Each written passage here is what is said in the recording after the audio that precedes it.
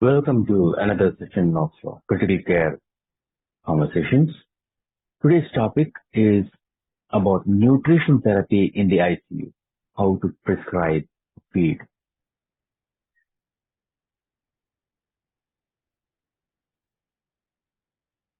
Why nutritional assessment? Because malnutrition is a significant prognostic risk factor for critically ill patients.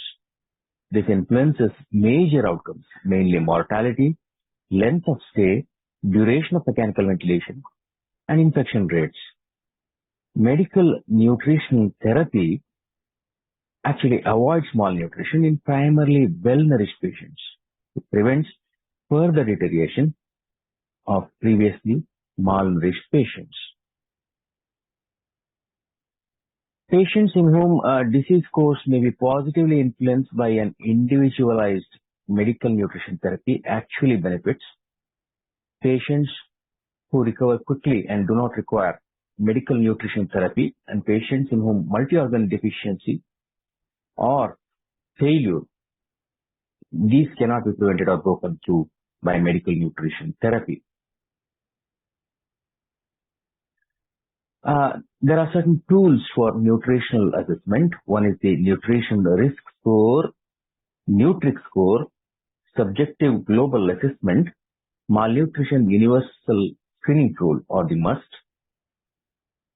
Whatever be the nutritional assessment tool, common to all this is the assessment of the medical history, which includes eliciting the information about the age, comorbidities, loss of physical function, as also nutritional history, the history of both weight loss, reduced food intake, or loss of appetite, and the physical examination part, which includes the body mass index. And finally, about the severity of disease, and with regard to the critically ill patients, they are severely ill by definition. This is the NRS screening tool, wherein scores of 1, 2, and 3 are given. 1 is mild, 2 is moderate, 3 is severe. Weight loss of more than 5% in 3 months, or food intake below 50 to 75% of the normal requirement in the preceding week. This is score 1, which is mild.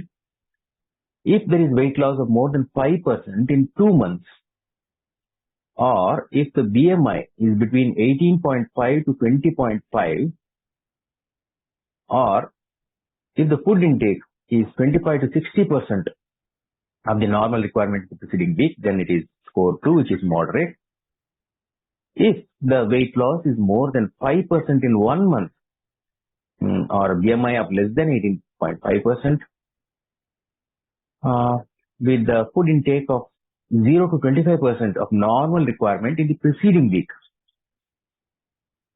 then it is score 3, or it is a severe score.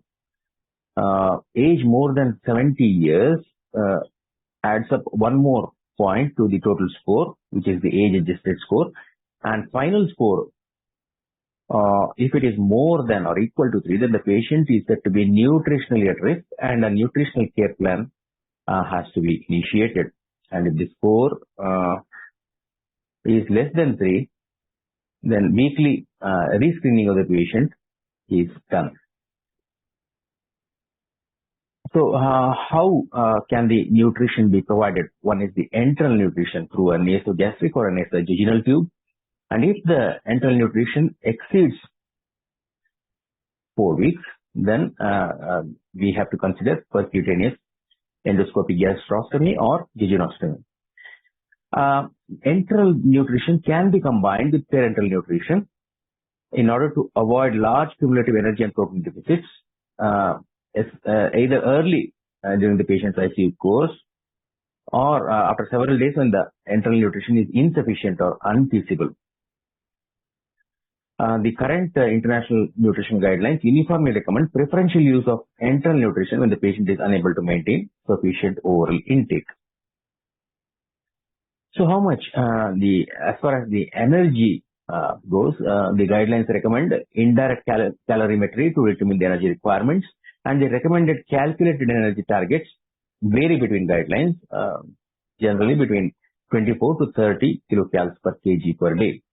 With regard to the protein, the guidelines recommend a protein target of 1 to 2 gram per kg per day.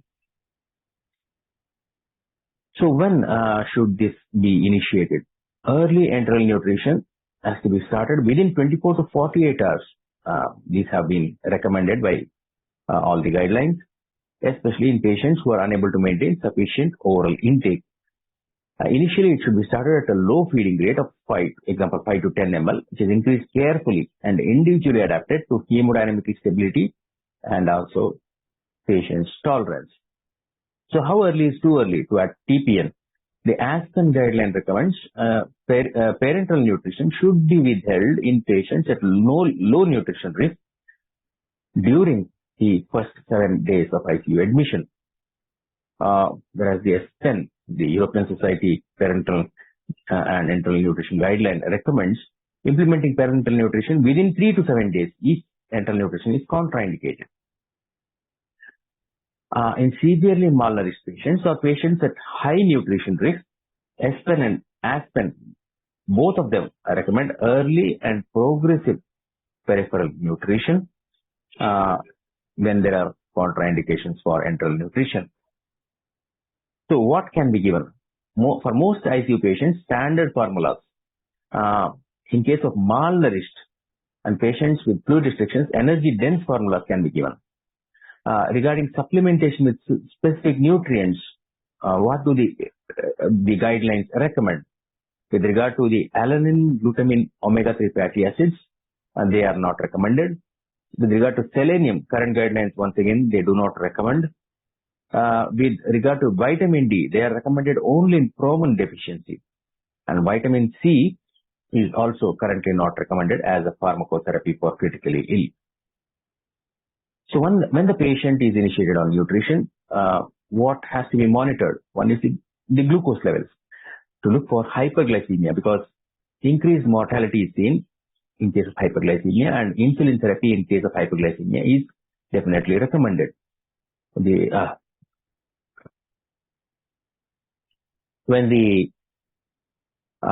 there is hyperglycemia, in order to decrease the amount of glucose in blood, the reduction of glucose calories have to be considered, after which, if it is still not reduced, then insulin infusion should be considered at the rate of 0 to 4 international units per hour. Intense insulin therapy is definitely not recommended to avoid hypoglycemia. In case of severely malnourished patients and patients after long starving periods, there is a possibility of refeeding syndrome within the first few days after starting medical nutrition therapy, because carbohydrates and fluids, they stimulate insulin secretion. There is intracellular shift of glucose and electrolytes leading to the deficiency of these in the blood. So mainly potassium, magnesium and phosphorus have to be monitored, because deficiency of these can lead to impaired neuromuscular transmission. It can also lead to life-threatening arrhythmias and convulsions. In such cases, calories and fluid administration should be increased slowly under electrolyte and preferably ECG monitoring. With regard to the gastric residual volume, this was originally designed to reduce the risk of aspiration pneumonia, but now used to identify feeding intolerance early.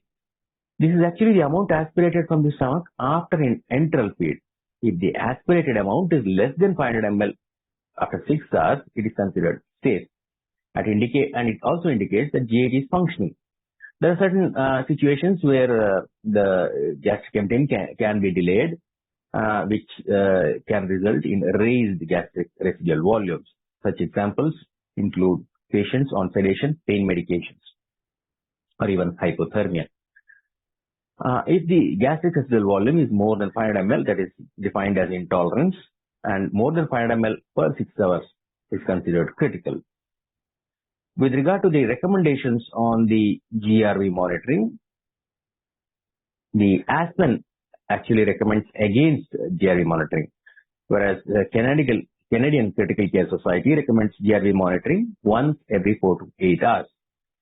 The Aspen also advises on avoiding holding of the enteral nutrition for situations wherein GRV is less than 500 ml in the absence of other signs of intolerance. The European societies actually suggest delaying enteral nutrition if the GRV is more than 500 ml per 6 hours. But there are no robust clinical studies to demonstrate how best to assess GRV in clinical practice. The Alfred ICU enteral feeding guideline, it states that GRVs have to be checked 6 hourly after initiation of the enteral nutrition, and gastric aspiration can be reduced to 8 hourly when the patient is medically stable, and enteral nutrition is maintained for 48 hours, wherein GRVs of less than or equal to 500 ml without pro-motility drugs is maintained. In case the GRV is more than 500 ml in the first instance, the recommendation is to replace all the aspirate up to 500 ml, discard the rest, and flush with 10 ml of water. Start metoclopramide 10 mg 6 hourly with erythromycin IV 200 mg BD for 24 to 72 hours. And the enteral nutrition at a target rate is continued, and monitoring 6 hourly of GRV is also continued. In case there is a second instance of GRV more than 500 ml, then all of the aspirate up to 500 ml has to be replaced, and the rest of the aspirate has to be discarded. The delivery rate has to be made half for 6 hours, and once again GRV has to be monitored at 6 hours. If the GRV is less than 500 ml, then once again the enteral nutrition is switched back to the target rate after 6 hours.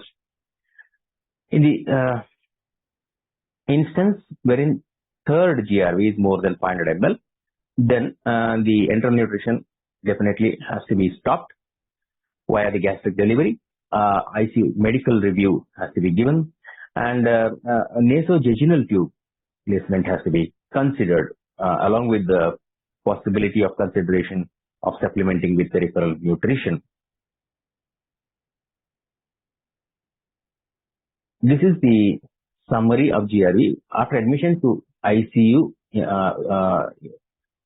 a patient on mechanical ventilation, if the patient is hemodynamically stable, then if the patient has a functioning GAT, then oral gastric tube or a nasal gastric tube is introduced, and enteral feeding is initiated. Initial rate is about 20 ml per hour, continuous feeding. Every 4th hourly, residuals for GRV is monitored, and in case the GRV is less than 200 ml, then the residual amount is returned, and the feeding rate is continued as previous. In case the GRV is between 200 to 500 ml, then residual amount is returned. The formula of the enteral feeding is continued at the previous infusion rate. And in case if the GRV is more than 500 ml, then only 200 ml is returned. The rest of the thing is discarded.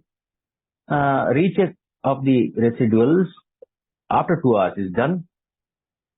Here it is advised to hold the tube feeding, and consider for a KUV to look for signs of intestinal obstruction.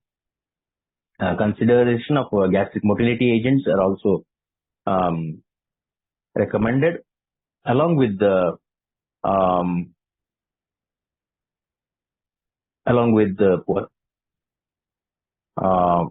medical gastro review. In case there is increased emesis or abdominal distension, once again a KUV is recommended to rule out the intestinal obstruction, and elemental formula delivery is also considered at this point. along with the consideration for total parenteral nutrition. Coming on to the specific situations, obesity. Here, if the patients are obese, then it doesn't mean that they have reserves. They have actually disturbances in the substrate utilization. There is loss of muscle mass during ICU state. So the best medical nutrition therapy for obese patients is actually still debated because the evidence is weak. Whatever be the case, the indirect calorimetry should be used to measure the energy expenditure. Ideally, isoproteinic or lower calorie approach avoids hyperalimentation or muscle catabolism. In case the patients are undernourished, then the Aspen suggests preferably enteral nutrition within 24 to 48 hours and a target of more than 80% of energy and protein goals within 48 to 72 hours. This is the chart wherein the recommendation by the Aspen 2016 states that energy requirements for patients with BMI in the range 30 to 50, it is 11 to 14 kilocalories per kg actual body weight.